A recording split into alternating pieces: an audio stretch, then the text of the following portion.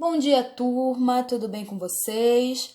Hoje nós daremos início à nossa aula 3 de Educação Física, certo? Dando continuidade ao conteúdo de lutas. E a luta que nós vamos estudar hoje será o Jiu-Jitsu. Bom, as crenças de que como determinada arte se tornou o grande jiu-jitsu são das mais variadas origens, tudo bem? Só que a crença com mais força é a de que tudo teve início na Índia, então é essa que vai valer, tá? E por isso mesmo a Índia é conhecida como o berço das artes marciais, onde o jiu-jitsu ele era praticado por monges, tá?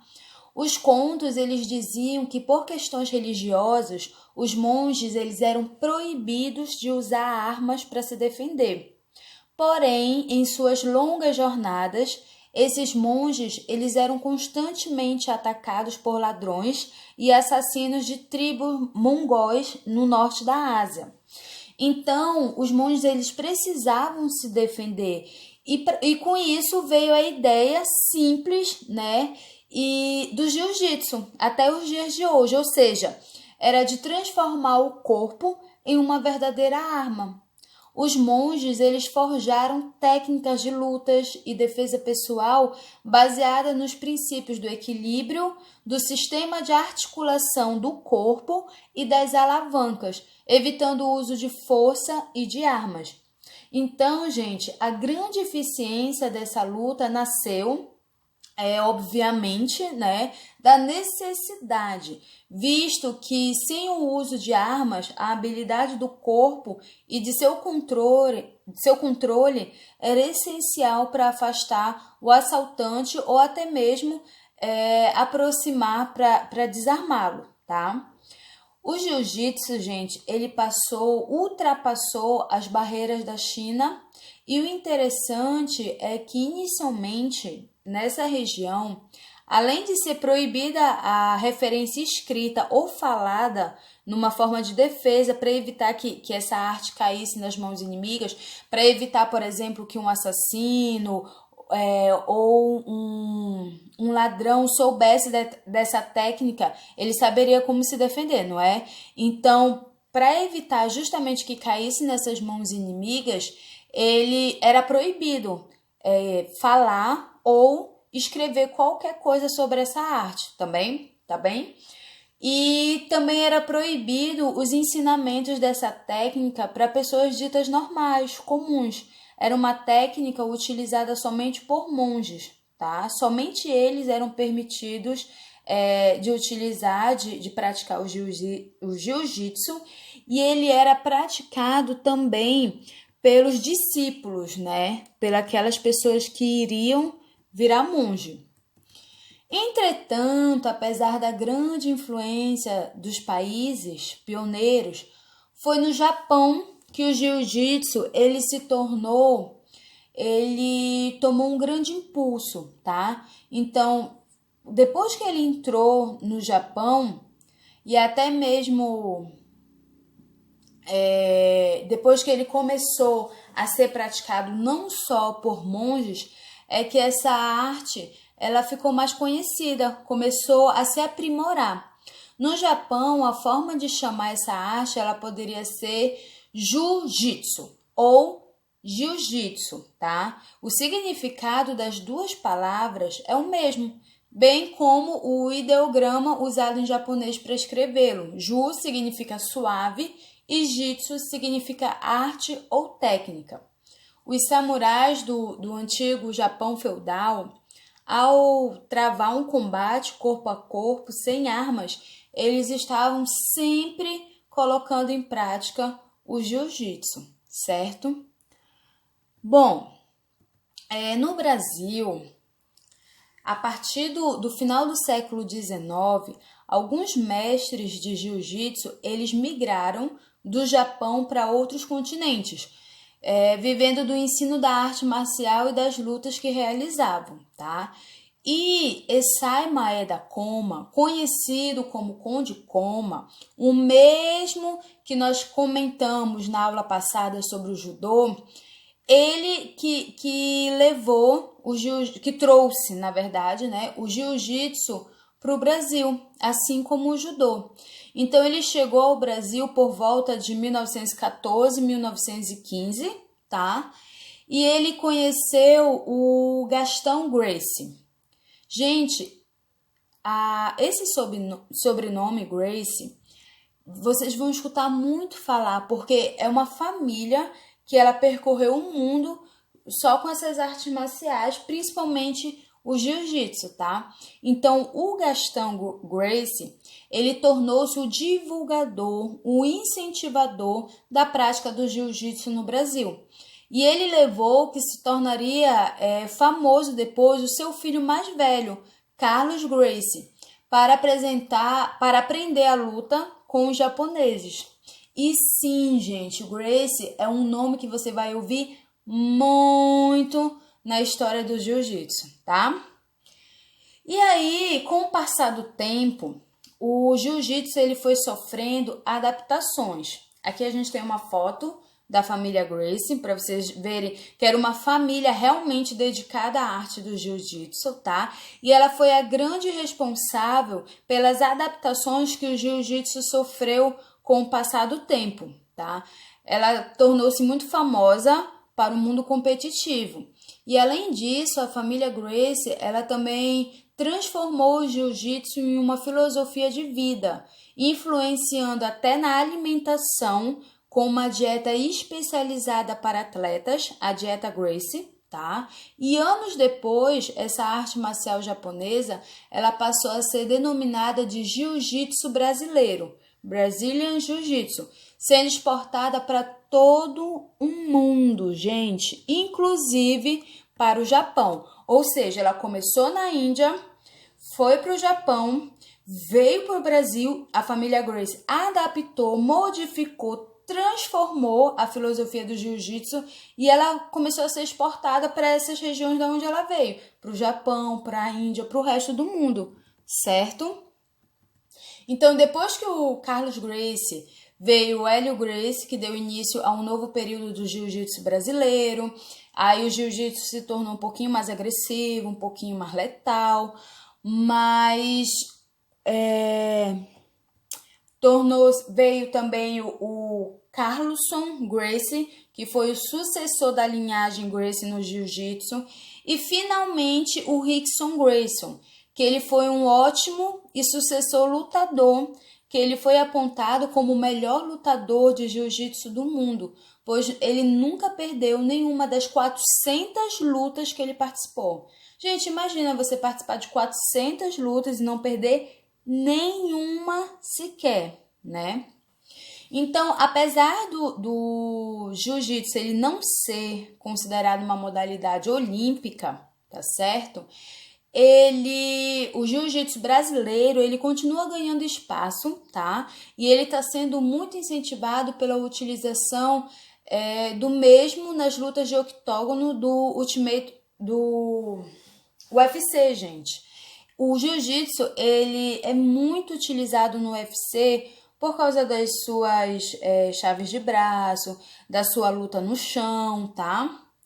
Então, ele é muito usado por esses campeonatos mundiais e que utilizam essas artes marciais mistas, tá bom? Bom, sobre as regras, um breve resumo, gente, coisa bem básica sobre do jiu-jitsu é que ele não é uma modalidade olímpica, tá bom? Isso aí vocês já sabem, eu já falei para vocês. E como acontece com o judô, quando olhamos para essa arte, para essa modalidade esportiva, tem como propósito, como objetivo principal derrubar o oponente.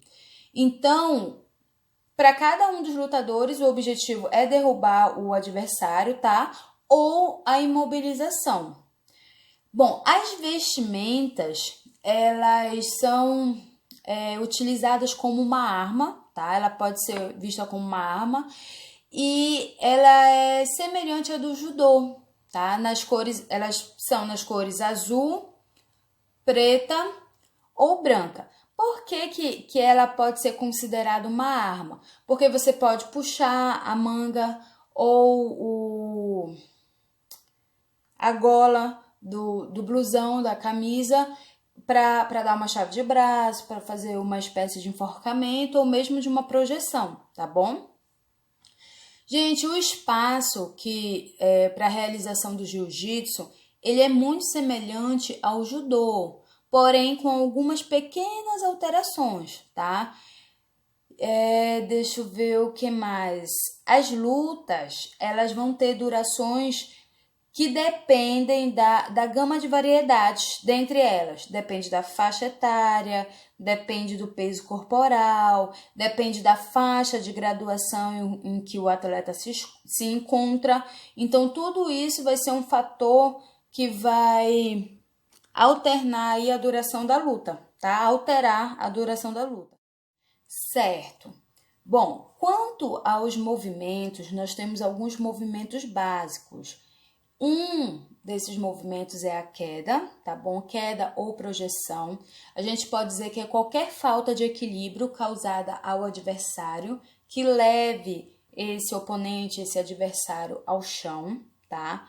Nós temos a raspagem, que é um movimento em que o lutador ele está por cima, com o adversário entre suas pernas e consegue inverter essa posição, tá certo?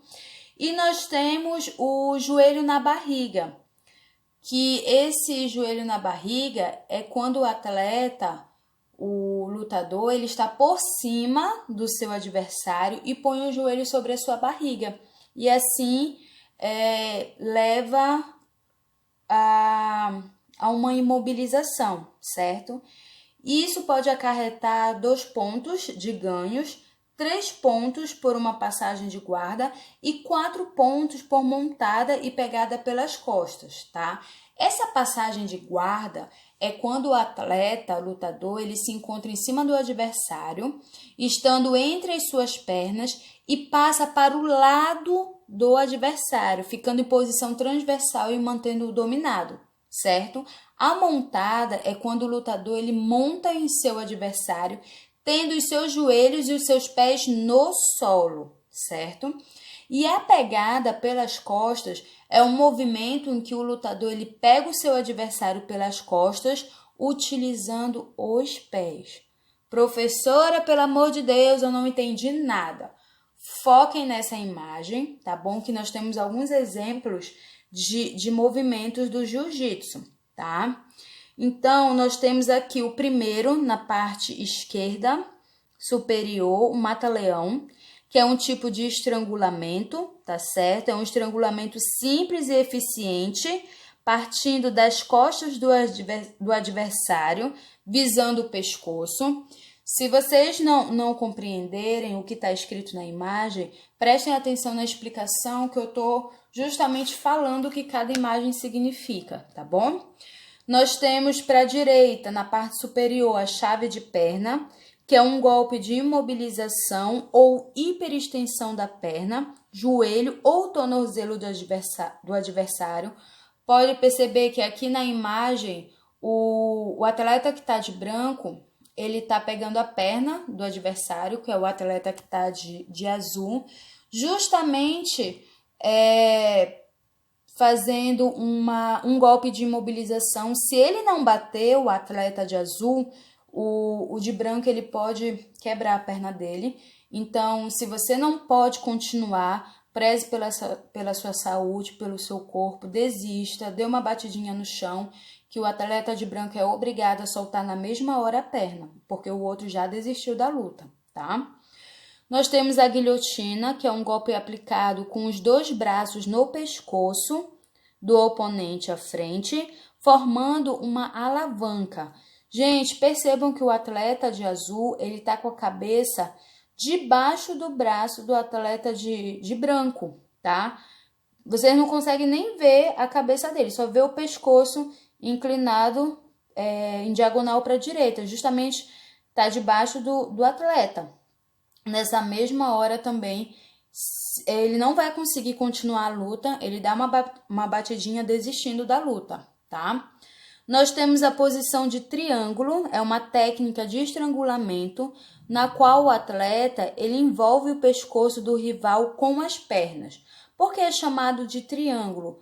porque o atleta de branco, que tá com as pernas em volta da cabeça do atleta de azul, ele vai tentar fechar essas pernas, fechar esse joelho, formando um triângulo com as pernas, e isso provoca um estrangulamento, tá bom? Nós temos na parte embaixo a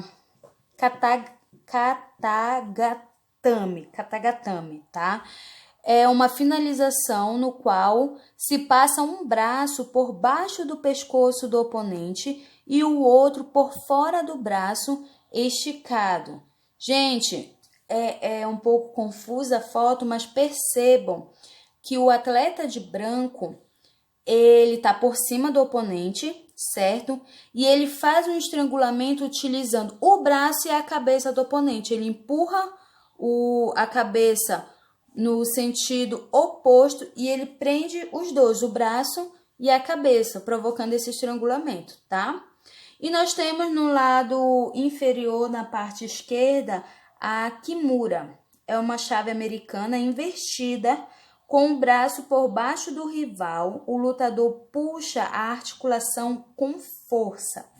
Percebam aí que o atleta de branco, ele está por cima do atleta de azul, puxando o braço do adversário, com risco também de deslocamento ou quebra do braço desse atleta de azul, tá bom? E nós temos bem no centro a chave de braço, que é a técnica assim mais simples. É uma técnica de imobilização de braço e de pressão na direção contrária ao movimento da articulação. Ou seja, o movimento da articulação do cotovelo é de flexão e extensão, ou seja, de fechar e abrir o cotovelo, certo? Se ele faz uma força contrária a esse movimento, você corre o risco de quebrar a articulação do cotovelo, tudo bem?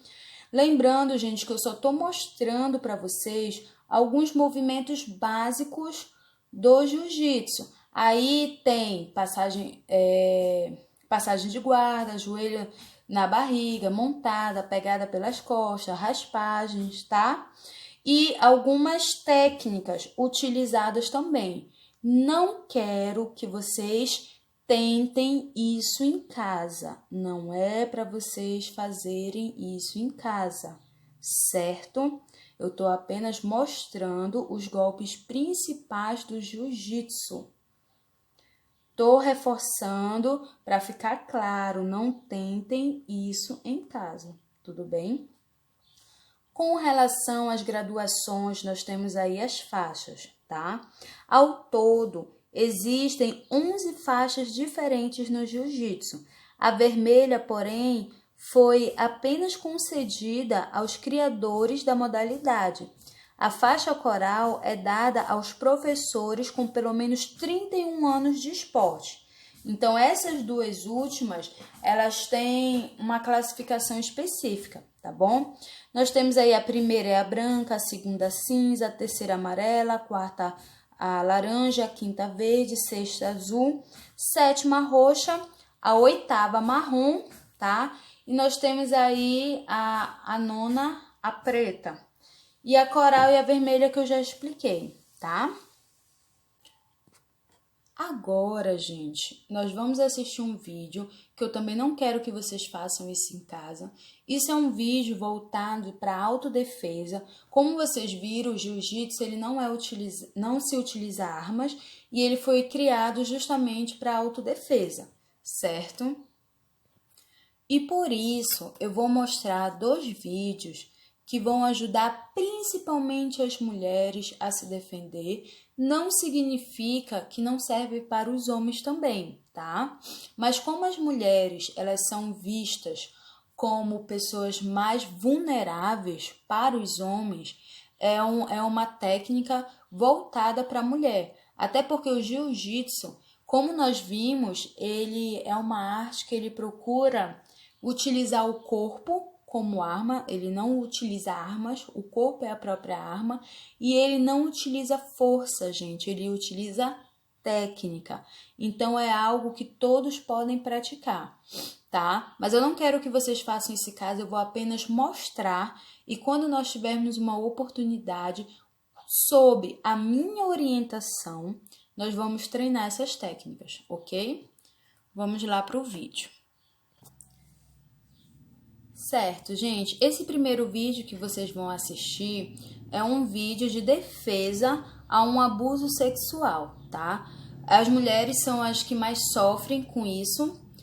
E como se defender? Como conseguir uma hora de correr, ou mesmo de atacar, ou mesmo de se defender de uma pessoa como essa que está tentando te abusar, certo?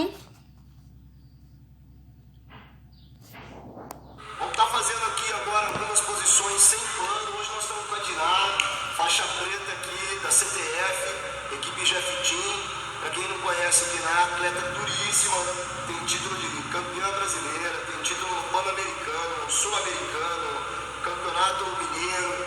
Então aí, ó, se começar a falar dos títulos da Diná, vamos ficar o dia inteiro aqui falando dos títulos. Hoje nós vamos fazer aqui uma simulação de um possível ataque, né, um abuso sexual, quando o agressor ele leva a vítima para dentro do carro, ou ele tem que deitar a vítima para cometer um abuso sexual, né, com um safado, pilantra, que anda por aí, vagabundo, que não tem o que fazer, né, ele se deparou com uma praticante de jiu-jitsu. O mais importante é essa pessoa manter a calma e seguir alguns conselhos aqui, algumas técnicas que nós vamos estar passando para vocês, tá? Então o agressor pegou a vítima, acabou chegando nessa posição aqui que ele precisa para cometer o abuso sexual. Até aqui a Diná está calma, aparentemente ela não está reagindo, ela está deixando acontecer. O agressor, ele vem ou sufocar a vítima aqui, tá?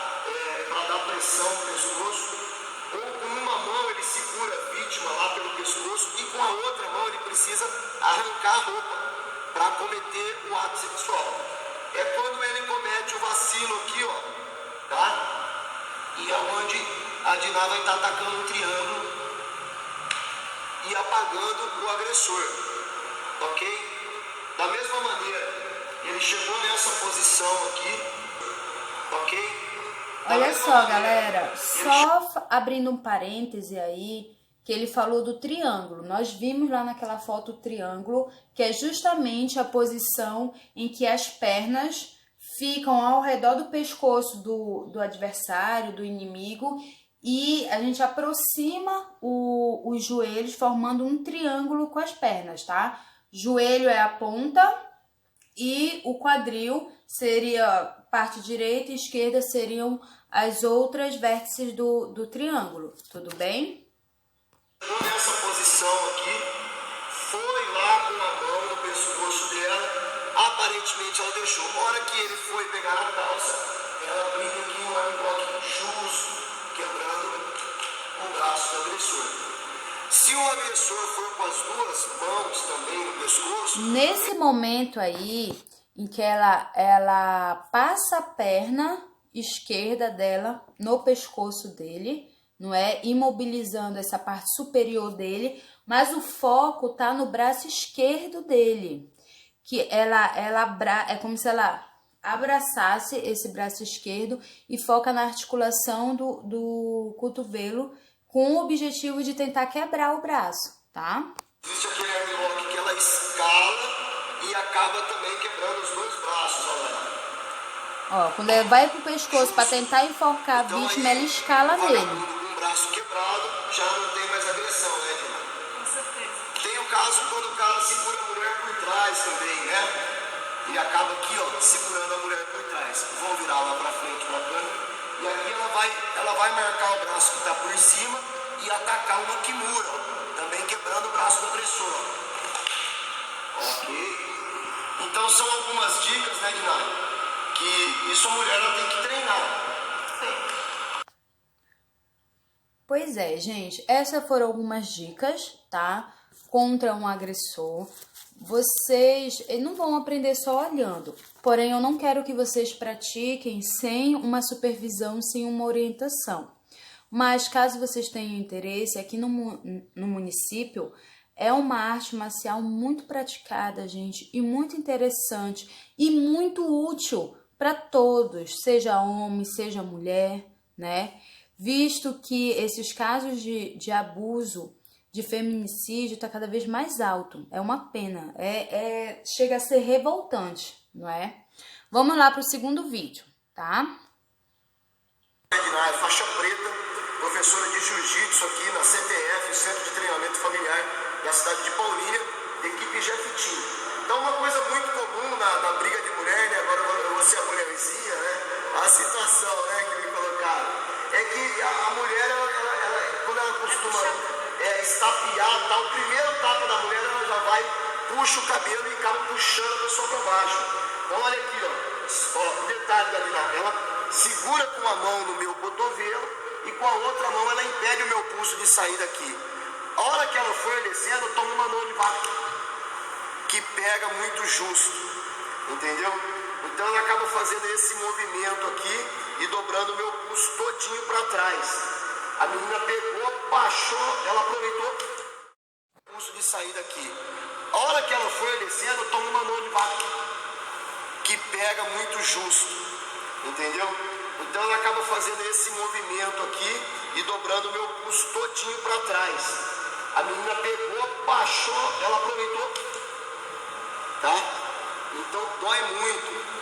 Confesso que essa defesa pessoal eu não sabia, eu não conhecia. E outra na balada, né? Quando o cara mexe no cabelo, a menina vira para, né? Não, geralmente a pessoa avisa, né? Ô, seu folgado e tal. Aí tem cara que ele segura no cabelo, né? Então olha só o que a Dina vai fazer. Ela deu uma volta e aplicou a chave. E o interessante é que a minha mão fica presa no cabelo e fica presa no ombro da pessoa. Eu impeço que saia, né? Eu botei a mão aqui, justamente para não sair, para poder pegar. Depois eu colo aqui a parte lateral do rosto na mão dele, aqui em cima. Eu preciso. Nós vamos fazer de novo, passo a passo, e ela vai explicar. Vamos fazer o primeiro lado. Então aqui como é que aconteceu, Dina, o pessoal entender. Segurei no seu cabelo e puxei. Sim, eu vou fazer a movimentação da minha cabeça para frente. Segurei aqui embaixo e segurei aqui o pulso para não ir. O braço para não ir para baixo, olha o detalhe para não sair. Não vai sair. Eu vou colocar a cabeça para baixo. Pega muito justo. E a de trás, o cara segurou. Passo a cabeça por baixo do braço. Vou pegar o meu rosto, vai colar aqui. E eu vou com a minha lateral da mão aqui. Posso colocar? Vamos mostrar aqui? A lateral da mão aqui, ó. Vou levantar para cima, os dois, para baixo. Interessante, galera, que a mão não sai mais de lá. Mesmo se o agressor quiser tirar a mão, ó, deixa eu tentar tirar a mão. Ó, não sai. Então, para os engraçadinhos de plantão aí, né, dá um recado aí para as meninas que queiram fazer. São situações que acontecem, toda mulher passa por isso, né? Hoje em dia a gente tem que saber se defender, então acho que seria bom procurar a academia mais próxima, que tenha jiu-jitsu, até Krav Maga, para aprender a se defender, que hoje em dia a violência está muito grande, então... É verdade. É isso aí. Gente, então nós vimos um pouco sobre o jiu-jitsu, origem, tudo que eu expliquei. Novamente, toda aula eu tô reforçando, gente. Não deixem para estudar somente o que está no slide, porque tem coisa que eu falei e não está no slide. E eu vou cobrar tudo. Vídeo, explicação, slide, tudo, toda a aula, tá bom? Então, não deixem para estudar somente pelo material em PowerPoint, tá? Vimos um pouquinho da origem do jiu-jitsu, jiu-jitsu no Brasil, família Gracie, algumas regras básicas, alguns golpes e a autodefesa feminina, que não necessariamente é para ser usada somente por mulher, né? Se algum homem se vê numa situação como essa, tem um cabelo grande. Enfim, esta foi a nossa aula de hoje. Semana que vem nós teremos exercício, tá? exercícios sobre introdução ao conteúdo de lutas, judô e jiu-jitsu, que foram os conteúdos que nós vimos até aqui. Lembrando que esse exercício na próxima aula valerá ponto, valerá frequência, tá? Então fiquem espertos, se dediquem, estudem, tá certo? Beijo grande, tchau, tchau!